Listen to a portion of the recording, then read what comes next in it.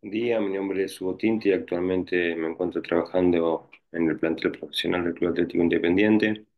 Agradezco la invitación de Isaac Juárez para poder desarrollar este webinar que tuve la oportunidad de ser invitado en el Congreso Fútbol 2024 de Livio Contensoto. El tema a tratar es una propuesta de entrenamiento de la fuerza en fútbol profesional. Si deberíamos de definir cuáles son las necesidades de fuerza del deportista. Sabemos que los niveles de fuerza del futbolista para afrontar el deporte son bajos, más bien es un deporte que requiere desarrollos de altas velocidades y no de altos niveles de fuerza.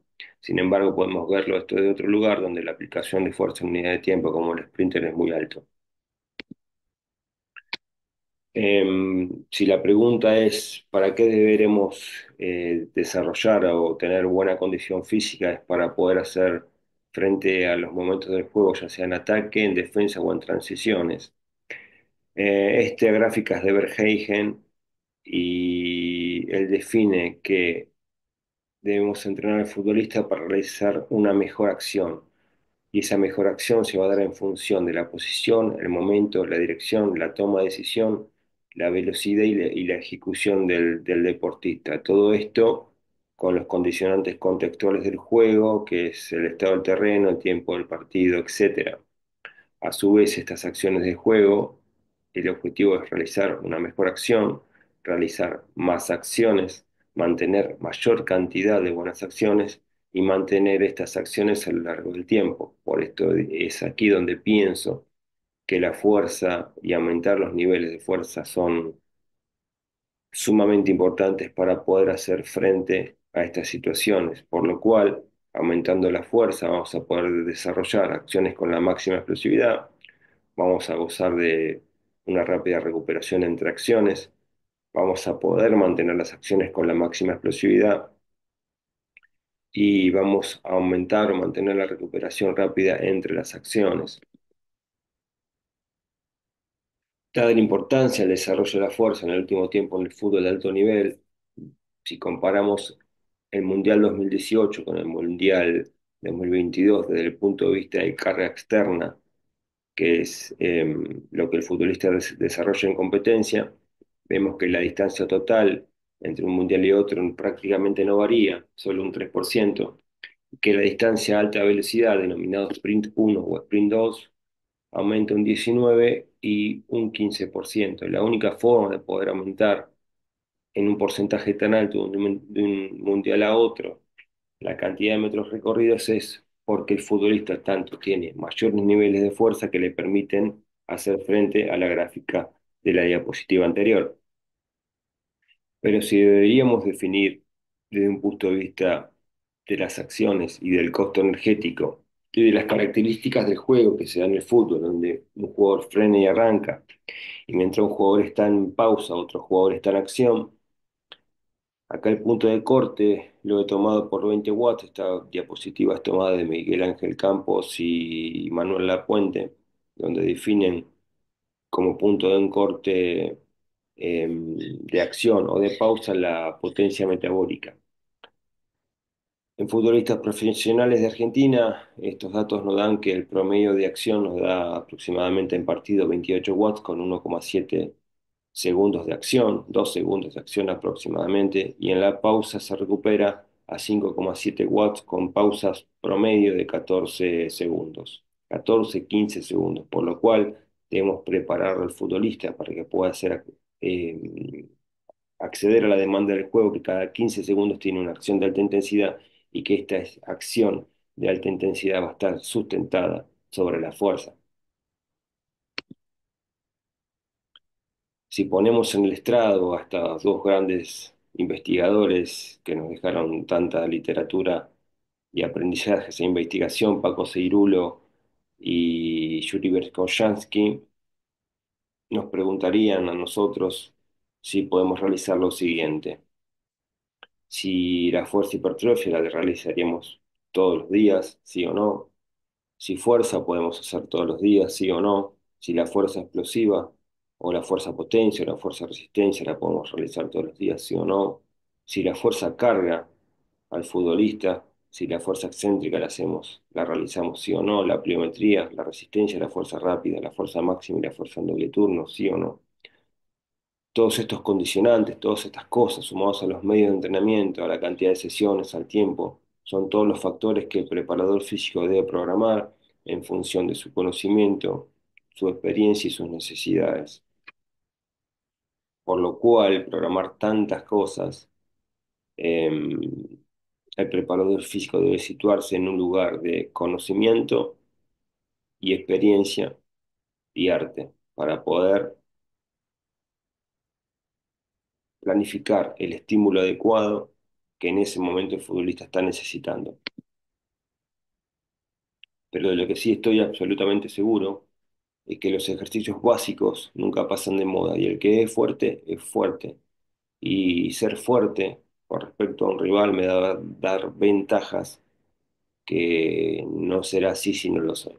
Por lo cual debemos pensar que en los últimos tiempos el preparador físico, por caer bien al jugador, por estar en una semana amena con el grupo, etcétera, puede pasar de ser a un entrenador que al futbolista lo exige sacándolo de su zona de confort o este, quedar bien con el futbolista y ser un entretenedor.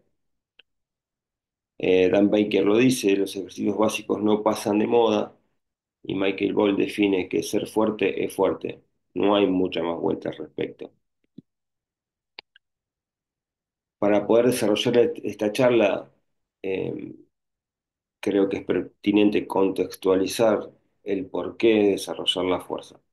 Este estudio debe ser aproximadamente, debe tener unos 15, 18 años, si bien es bastante antiguo. Eh, es un estudio que se nombran en casi todos los congresos, webinares, eh, charlas de preparadores físicos. ¿Por qué? Porque fue uno de los primeros estudios que relacionó el aumento de la fuerza máxima o la capacidad de desplazar mayor cantidad de kilos con respecto a los factores de rendimiento en el futbolista y vemos buenas correlaciones. Para seguir contextualizando, otro estudio analizó a 523 jugadores y cómo el aumento de la fuerza afectaba el rendimiento, por lo cual llegaron a la conclusión que el aumento de la fuerza aumenta el sprint en 40 metros y en el salto con contramovimiento, eh, y también aumenta la fuerza en acciones de 10 metros, aplicando sesiones de una o dos veces por semana. Al mismo tiempo, llegan a la conclusión que parece que los programas de entrenamiento de la fuerza y potencia deberían apuntar a todo el espectro de fuerza-velocidad del sistema neuromuscular del futbolista, por lo cual debemos atacar toda la curva fuerza-velocidad. Para poder definir dónde trabajar la fuerza y en qué tipo de acciones van a ser necesarias, eh, hacemos uso de la curva fuerza-velocidad, donde vemos que el futbolista en la parte excéntrica de la curva va a realizar aterrizajes y desaceleraciones, va a necesitar fuerza isométrica para sostener las cargas y los embates de los rivales, la zona de fuerza-potencia para realizar saltos o acciones de máxima intensidad que impliquen potencia, en la parte baja de la curva, acciones que están más relacionadas con la velocidad, como aceleraciones, cambio de dirección y sprintar. Por lo cual, sabemos que el futbolista realiza o va a necesitar realizar todo este tipo de acciones, pero el tiempo de aplicación para poder realizarlas es poco, menor a 300 milisegundos, por lo cual, si gozo de una cantidad de fuerza máxima X, voy a tener solamente 300 milisegundos para poder aplicar con respecto a mi máximo la mayor capacidad posible. Por lo cual, conocemos que hay que desplazar la curva fuerza-velocidad hacia la derecha utilizando todos los métodos y medios necesarios para poder hacerlo, para beneficiar al futbolista en su rendimiento y todas las acciones que ello involucra. Repasando lo que hacen los preparadores físicos en las grandes ligas, vemos que usualmente en pretemporada las sesiones de entrenamiento eh, son pertinentes entre 3 y 4, donde en un grupo de 49 preparadores físicos en pretemporada el 31 preparadores físicos, el 63% realiza entre 3 y 4 sesiones y el 19%, 39 preparadores físicos entre 3 y 4 sesiones en competencia. De este mismo grupo, en pretemporada, el 12% realiza una o dos sesiones y el 41% en competencia una o dos sesiones. Es el único momento donde está bastante parejo los porcentajes de la utilización, por lo cual no está muy claro si en temporada especialmente utilizar una o dos sesiones o tres o cuatro, porque vemos que va desde una a cuatro sesiones de entrenamiento en función de cada uno. Si debemos pensar cuáles son los medios de entrenamiento más utilizados por grandes preparadores físicos como Weldon y Lo Turco, sabemos que la mayoría utiliza medios concéntricos. Hoy muy en boga utilizar ejercicios excéntricos. El 69% utiliza ejercicios isométricos, especialmente con la incursión de la literatura de Agnatera. Y ejercicios variables utiliza el 65%. Como dije antes, no solamente son la fuerza o qué tipo de estimulación de fuerza vamos a realizar en el deportista, sino cuáles son los medios de entrenamiento y cuáles son las contracciones que vamos a estar estimulando, o el tipo de ejercicio que me va a estar estimulando un tipo de contracción muscular. Pero si debemos pensar cómo debemos planificar la fuerza, habíamos dicho que en temporada, en pretemporada se utiliza entre una y cuatro sesiones. Debemos ver o analizar cuándo es pertinente utilizar la sesión de fuerza con respecto a la distancia que exista entre la sesión y la competencia. Por lo cual, en este estudio donde se han hecho una encuesta sobre 52 preparadores físicos de alto nivel, vemos que el 38 y 40% utiliza una sesión de fuerza 48 horas o mayor a la competencia de la semana anterior, o sea, del fin de semana. Desarrollando más el contexto de por qué es importante desarrollar la fuerza, vemos en este estudio que los jugadores que son capaces de mover con carga externa en un ejercicio de miembros inferiores, por lo menos un 2.0 de su peso corporal o mayor, van a tener un plafón o una reserva de fuerza muy alta que les va a dar tanto rendimiento como menor posibilidad lesiva. ¿Y esto qué significa? Mayores niveles de fuerza para afrontar los movimientos y los requerimientos motores del deporte, en los frenos, aceleraciones, salto, etcétera, me va a dar el plafón necesario para que mis niveles de creatinquinasa post juego sean menores, porque mi capacidad está muy alejada de mi demanda. En este estudio lo que vemos es que estos jugadores con mayores niveles de fuerza, los niveles de creatinina en sangre 48 horas posterior al partido son menores, producto de que tienen la reserva necesaria para poder hacer frente a los requerimientos.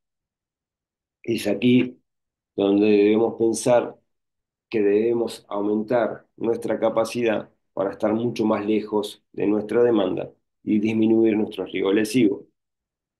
Por lo cual, a partir de acá y el contexto teórico que pude desarrollar, en un momento, hace aproximadamente unos 3 años, pensaba cómo cambiar las sesiones de entrenamiento de fuerza, donde programaba la fuerza desde un lugar tradicional, dos sesiones, una o dos sesiones por semana en periodo competitivo, y es donde pude acceder a este estudio después de varias horas o días de búsqueda, donde usualmente o en los niveles de alta competencia en fútbol europeo se está utilizando microdosis. La microdosis es un medio de entrenamiento donde se reduce el volumen en cada sesión, es decir, se distribuye el volumen utilizado en, en estas dos sesiones, donde por ahí usualmente se utilizan entre 6 y 8 ejercicios, y lo que se hace es distribuir ese volumen que puedo lograr en dos sesiones en cuatro sesiones. Es decir, un volumen mucho más corto, un tiempo mucho más corto, una estimulación mucho más que esté cercana a la potenciación y no a la fatiga. En sí mismo, la conclusión final del estudio, lo que dice la microdosificación del entrenamiento de la fuerza, es que me permite mantener los niveles de fuerza a lo largo del año de la misma manera que lo hace los entrenamientos de 2 sesiones semanales más voluminosos, no hay pérdida de rendimiento y el jugador llega con menos niveles de fatiga al campo de juego, donde va a necesitar el técnico poder eh, desarrollar la programación. Es decir, aquí debemos pensar cuál es nuestra ubicación en el cuerpo técnico. El preparador físico en el cuerpo técnico, su función y el objetivo es aumentar rendimiento, pero sin alterar la planificación del técnico y ayudantes. Es decir, si por una mala organización o una buena planificación llegan al campo con fatiga, la prioridad la tiene el campo y no la sesión de entrenamiento. Es decir, o insistiendo, si puedo lograr lo mismo con menor fatiga, lo veo como un check-in positivo. Debemos saber que nunca es fácil trabajar la fuerza en el futbolista, es una población muy especial. No tienen la cultura de otros deportes, por ejemplo el rugby o velocistas o deportes de mayor contacto, donde está muy arraigado y muy concientizado la importancia del entrenamiento de la fuerza, por lo cual nos vamos a afrontar con las quejas comunes que podemos escuchar, que es, hay un aumento de la percepción del dolor, pueden creer o sentirse lentos, eh, si está mal planificado se puede aumentar en demasía la masa muscular, por lo cual sería un lastre. Algún ejercicio particular puede dejar algún dolor post realización, por ejemplo, una caída nórdica. Pueden decir que llegan al campo demasiado cansados o que estos ejercicios o estas sesiones no son específicas.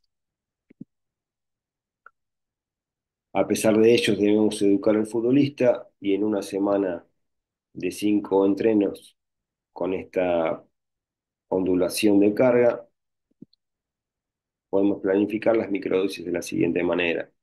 En el día +1 o en el día +2, de acuerdo a cuál sea el día off, proponemos este protocolo de recuperación desarrollado por Manuel Pombo, donde comienza con una sesión de foam roll, continúa con movilidad dinámica, con flexibilidad dinámica, con ejercicios excéntricos y finaliza con una activación de la circulación, aumento de la temperatura y aumento de la frecuencia cardíaca en bicicleta fija para evitar el impacto sobre el aparato locomotor pasivo. Ya entrando en la semana o en la estimulación del entrenamiento de la fuerza en un +3, eh, de alguna forma defino la microdosis como la combinación de dos cosas.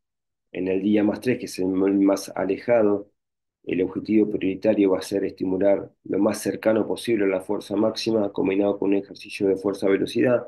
Esto medido con encoder serán ejercicios que estén por debajo de 0,5, 0,4 metros por segundo. En lo posible, si estoy al 80% o muy cercano a él, mucho mejor. Obviamente, si no está acostumbrado el jugador, debe tener mucho cuidado con ello. Pero como digo, si hay estímulos constantes que mantengan el rendimiento, esto no va a dejar un gran peaje. Si no tengo la forma de medir la velocidad, lo puedo hacer por la tabla que está en la Filmina B2, donde si el jugador me expresa una escala de borde 7 y hizo 3 repeticiones, aproximadamente estará al 83% de su RM.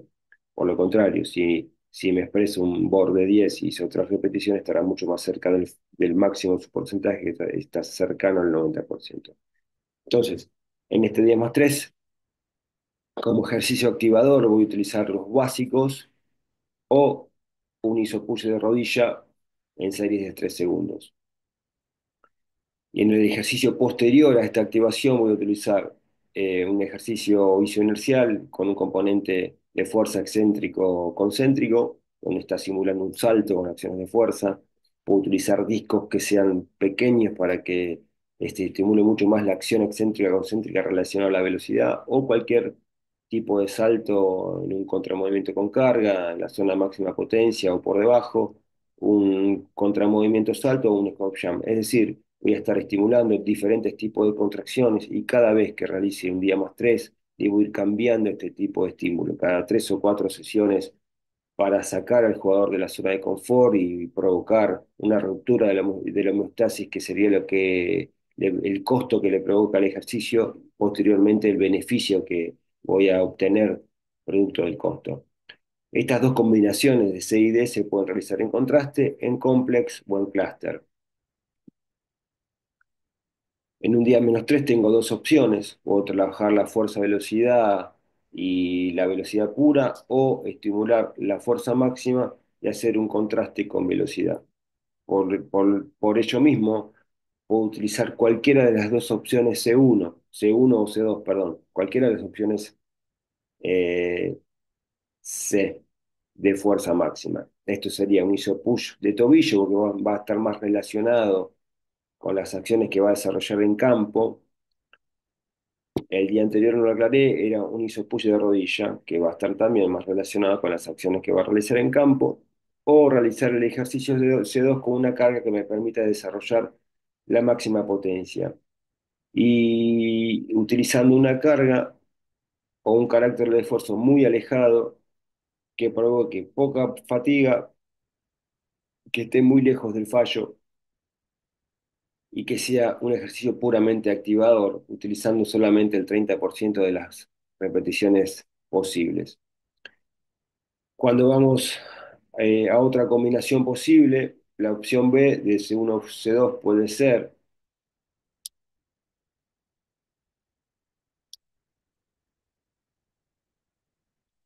dije mal, la opción C1 C2, la primera opción, la opción 1, la opción A sería un isopush de tobillo y combinarlo con un ejercicio de fuerza-potencia. La opción B es un ejercicio de fuerza-potencia combinado con un salto con carga, y la opción C sería un ejercicio en la zona de máxima potencia con carga variable, con este caso utilizando bandas que me ofrecen 40 kilos en la extensión máxima, lo que me permite seguir acelerando en las fases angulares de máxima extensión, combinado con un salto con carga o con un salto sin carga, para estimular la zona de fuerza-velocidad de la curva.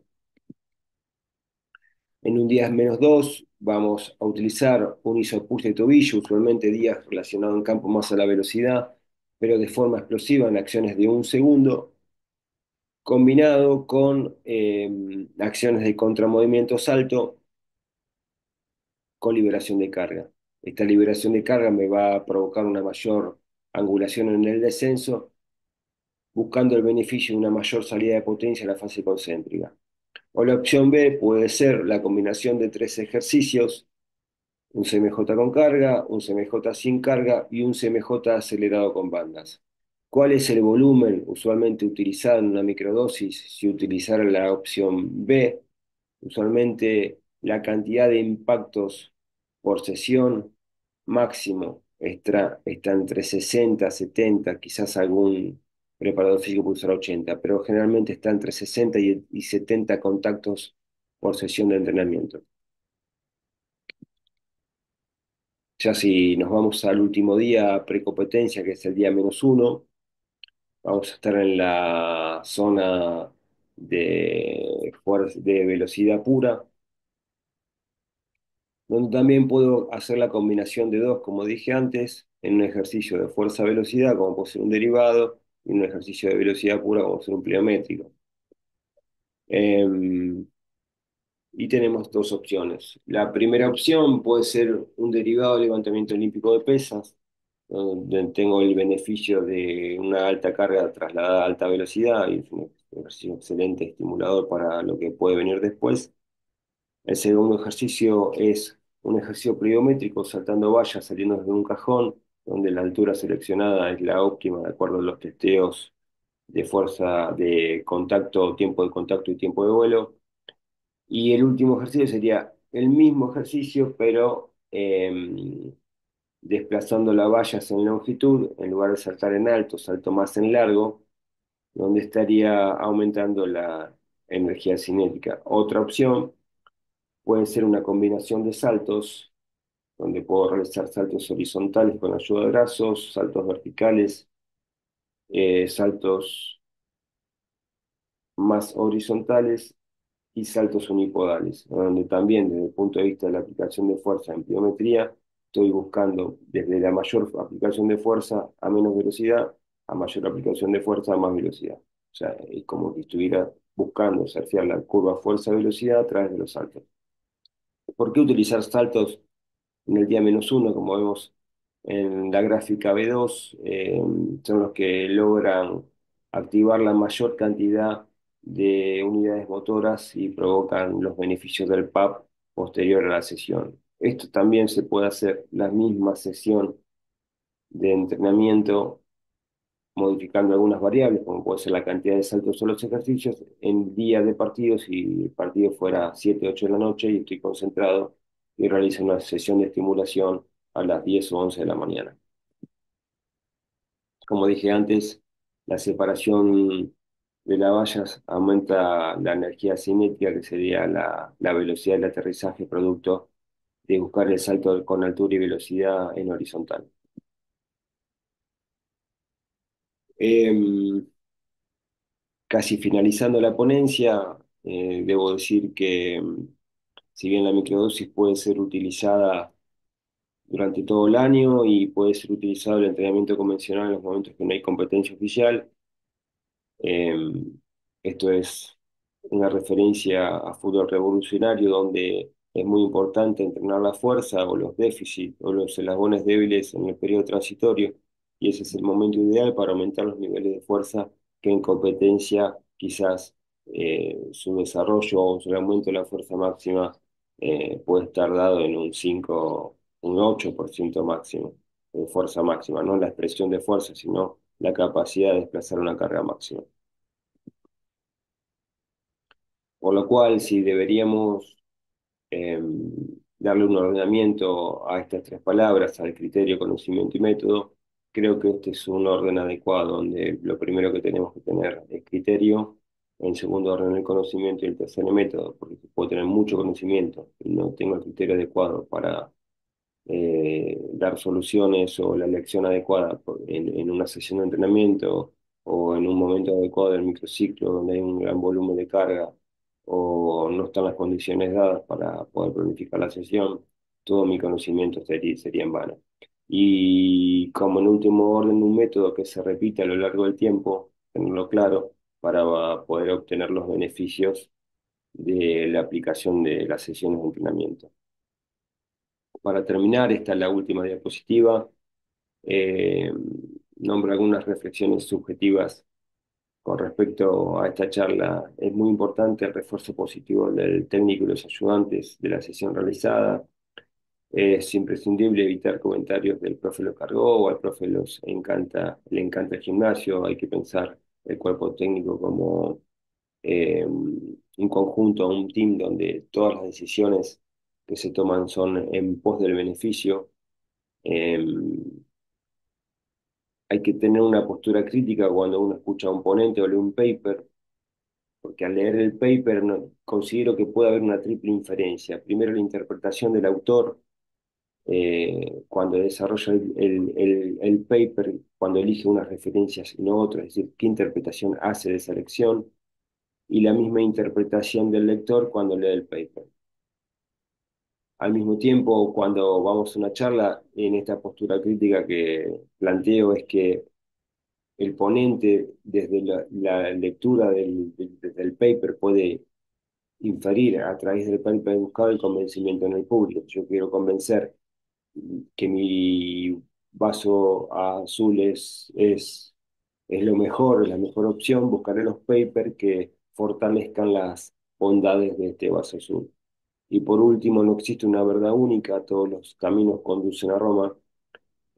Podemos tener diferentes posturas, diferentes métodos, diferentes programaciones, programación ondulante, programación lineal, eh, diferentes tipos, y sin embargo llegar a gozar y a tener buen rendimiento en campo.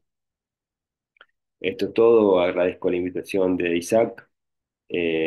Cualquier pregunta que me quieran hacer por privado, acá dejo mis redes, mi teléfono, mi mail, mi dirección de Instagram y mi LinkedIn.